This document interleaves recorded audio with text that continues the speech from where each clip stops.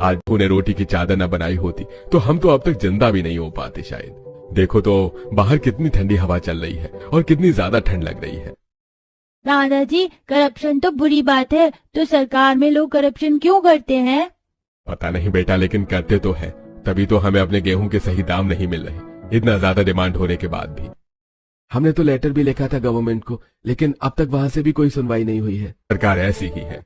हमारे गेहूं तो बिकेंगे नहीं, और मैं सोच रही हूँ आखिर और कब तक रोटी की चादर बनाकर बेचूंगी। कभी ना कभी तो लोग इससे बोर हो ही जाएंगे।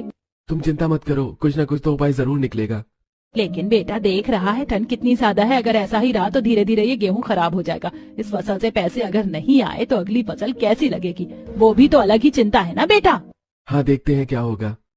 कुछ नहीं होगा, आप लोग चिंता क्यों करते हो। जब तक रोटी की चादर बिक रही है बेचते हैं, उसके बाद भाभी के नाम से बड़ी रोटी का ढाबा खोलेंगे, वो भी बहुत चलेगा। आजकल लोग कुछ नया ही डिमांड करते हैं। पल्लवी की बात सभी को जच जाती है। ऐसी समय बीतता है। बीना रोजाना सुबह जल्दी उठकर चक्की में गेहूं पीसती और चोखा निकालकर उसमें मैदा मिलाकर थोड़ा सा आटा मिलाकर बड़ी बड़ी रोटी की चादर बनाती और उसमें थोड़ा सा प्रिजर्वेटिव लिक्विड मिलाती ताकि रोटी ज्यादा देर तक चल सके और खराब ना हो। जिसके बाद पुनीत अपने पिता के साथ अब रोटी की चादर बेचने जाता, क्योंकि अब बाजार में बहू की बनाई रोटी की चादर की डिमांड बढ़ गई थी और अकेले भीड़ पुनीत से हैंडल नहीं होती थी। ऐसे दिन बीत रहे थे और रोटी की चादर बेचकर बीना और पुनीत अच्छा पैसा कमा लेते हैं। फिर एक दिन, अरे ओ पुनीत भैया, लखन काका, जल्दी बाहर आओ। क्या हो गया? इतनी हड़बड़ी में काहे आ रहे हो? अरे सियार देख लिया क्या जो तुम्हारा दिमाग खराब हो गया? अरे काका, दिमाग खराब नहीं, खुश हो गया है। आप सुनोगे तो आप भी खुश हो जाओगे।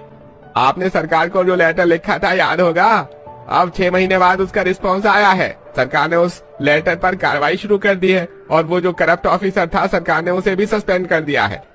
नवीन की बात सुनकर घर वाले खुश हो जाते हैं। अरे वाह, ये तो बहुत बढ़िया हुआ। तो चलो भाई, आज ही हम अपना गेहूं बेच आते हैं। हाँ पापा, चलो।